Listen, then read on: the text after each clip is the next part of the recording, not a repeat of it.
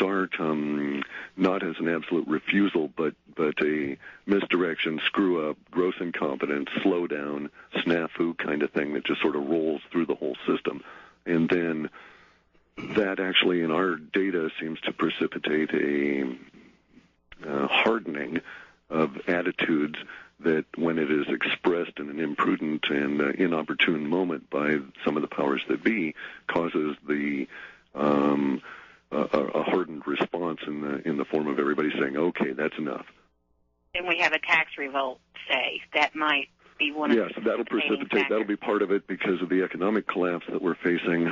We'd had this thing called a context change penciled in for the 29th of December. Now, for us, a context is a collection of potentially hundreds of thousands of words grouped in a particular way around a center. So, for instance, a context might be central banking, which has got like 120,000 words around it. Or a context could be Girl Scout cookies, which may have 2,000 words around it, something like that. Now, our previous time that we'd had a context change was around the wording for illegal aliens, and it was maybe 30,000 words at that point. And then a few years back, you'll remember all of a sudden illegal aliens burst out in the spring with marches, and everybody got whipped up, and for 6 or 7 months it was on all the politicians' lips and so on. That was a change in a context that we all had to live through the emotional repercussions of. And it ballooned from, say, 30,000 words up to well over 200,000 words associated with illegal aliens within the subpopulace or subgroup of the populous U.S. of A. Well, Cliff, let's hold it right there because we come back. I want to know what the context change is going to be for the death of the dollar, gold, silver seizures, and the Federal Reserve. Stay tuned, everybody. More with Cliff and my co-host tonight, Annie, on the other side.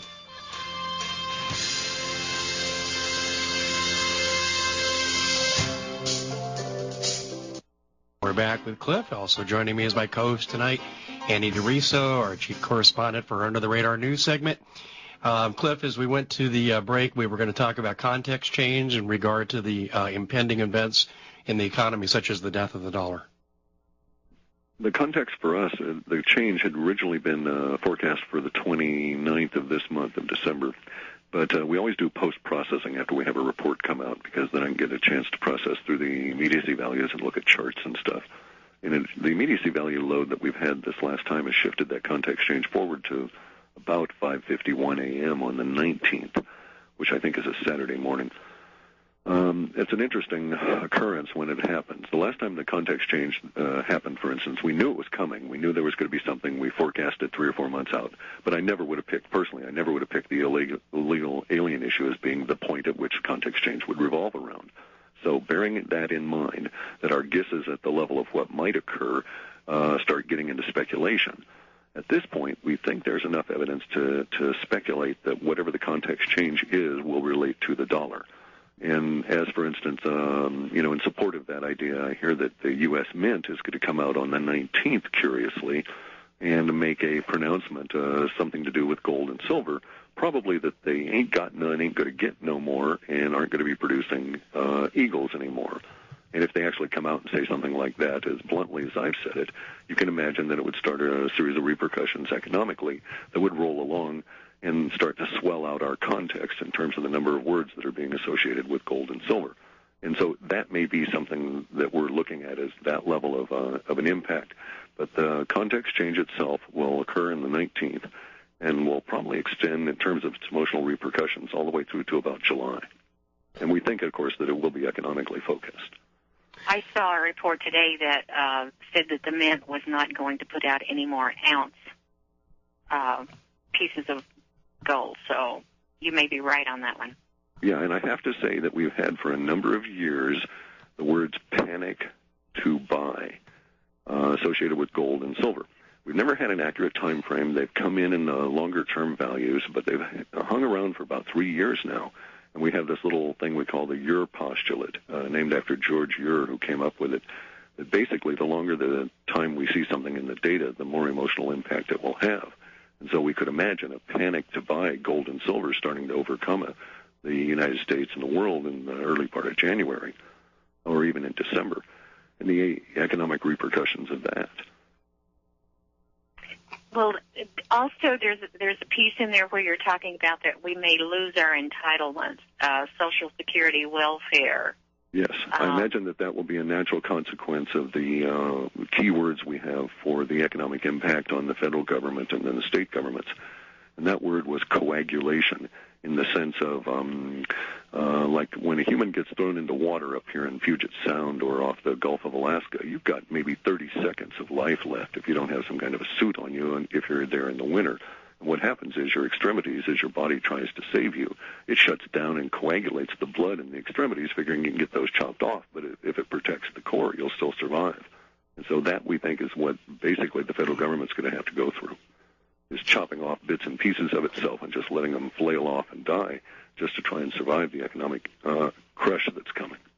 Kind of makes the healthcare debate rather irrelevant, doesn't it? Yeah, I haven't paid any attention to it at all. It's been very blissful. Exactly. When we come back after the break, everybody, we're going to open up the phone lines for your calls to Clif and myself and Annie, and we've got more to cover, but we'd like your participation as well. You can always email us at thecommonsenseshow@yahoo.com. I'll give out that number after the break. Stay tuned for these important messages.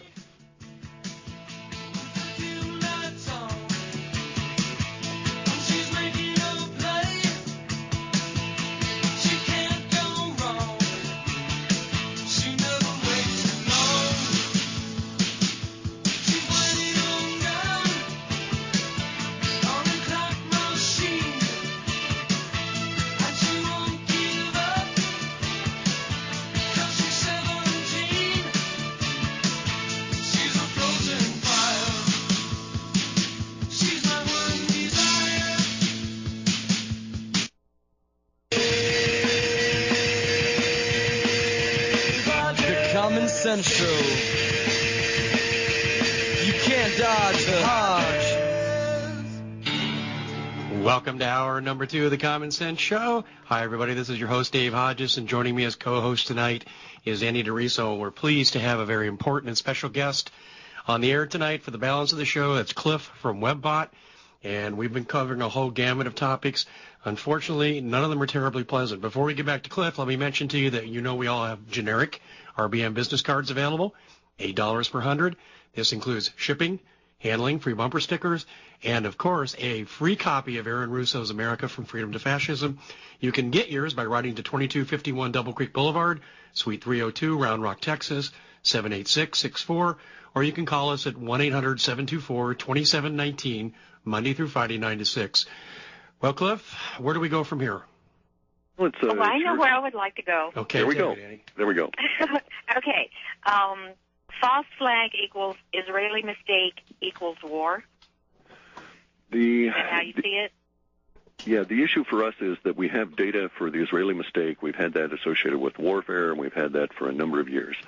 It's built up. Its growth rate has leveled off, but faded sometimes. But the data set has never gone away, and now it's starting to fill up with immediacy values. And we're also finding data that suggests that the Israeli mistake could be used as the precipitating trigger event or spark, however you want to think about it, the shot that killed Archduke Ferdinand, that kind of thing, to try and initiate World War III. We have to admit the powers that be didn't have much luck killing off a lot of people yet with the swine flu. And while that's still pending, and we're still going to see that sort of thing in January, February take off a bit more, at the moment, we've got a big buildup in war language at all different kinds of levels, as well as a hardening of the language, if you will, relative to the Israelis and Iran. And we're rapidly approaching a critical point. The Israelis are now talking to back up our projections. By the way, we go and sample current publications that are available freely on the Internet. And the Israeli position is now taken and ratcheted up into a very specific level of language that indicates that we're within a 6-month window, and that they recognize that is also held within the data itself in terms of how they are talking about time in internal Israeli publications. So basically the message is that the Israelis think that they have only a very limited time to deal with an Iran issue, and the legitimacy of the Iran issue to them is neither here nor there in terms of our discussion, but they will do something within 6 months or not do anything at all. And the odds favor at this point, given who the characters are that are running the Israeli war machine, that they probably will attack. And also, by the way, we've got samples from Farsi, from Iranian stuff. And the Iranian archetypes are showing that they actually feel that they're within 30 to 40 days of being attacked. A curious juxtaposition there. Well, I do know the Russians have sent the Iranians a special defense system of surface-to-air missiles to guard against attacks from the skies, from the Israeli F-16s, and probably soon the F-35s. So I think certainly both sides are ratcheting up. We're going to open up the phone lines here. You can call us at 1-800-313-9443. And let's go out to Guy on line 1 from Arkansas. Hi, Guy. What's on your mind? Yes, good evening, folks. Good evening. Great to have a great guest like Clif. We can leave all that aside, dude. Just jump right to it. I understand, but you're such a great fresh air for alternative points of view. It's fantastic. Okay, my question to you here is about that swirl over in Norway. I kind of see that might have been a potential weapon, and then it looked like there was a UFO above it that shined a light down on it and killed the vortex in there. So I'd like to get your perspectives on that, if you will. And thanks a lot. We'll get his answer right after the break. Guy, if you want to hold on after the break, we'll come right back to you, and then we'll get Cliff's answer after we hear from our sponsors. 313-9443 is the number to call to be a part of the Common Sense Show. And joining Annie and I tonight is Clif from the WebBot. And Cliff, as we went to the break, our previous caller had asked about a vortex in Norway knocked down by a UFO. What's that all about? Well, this is that giant swirly thing that occurred when Obama was up there. You know, it's a meaningful coincidence in my view. And Guy is quite correct in his focusing on that, because I was quite taken by that. If you see the pictures, go to spaceweather or .com. I think they've got them there, but they're all over the net. And it's sort of like giant swirly thing alert. Everybody pay attention here. I don't know about the UFO component of it, but indeed, at the middle of the vortex, at its point of maximum level of creation, it did the interior of it sort of disappeared. And the interesting thing well, let me back up. In current material reality that we're all inhabiting, almost everything is right-handed, not humans, but molecules at a chemical level. And for instance, we have most molecular structures curve to the right in our material world. Some do to the left, and they're rather unique, and they have interesting properties. And in fact, you'll see that with drugs. You'll see chemicals labeled as L-something, and the L refers to the fact that it has a left-handed twist. It usually makes it much more powerful, although its duration is of a lesser level. In any event, though, the swirly thing appeared to have this counter-rotational thing at the middle of it. And whether it was caused by a UFO or, in my opinion, was actually caused by the device that generated the giant swirly to begin with, the counter-rotation appeared to kill the middle of the swirly thing as it existed there and was displayed. And it may have been that someone was demonstrating to everybody in Norway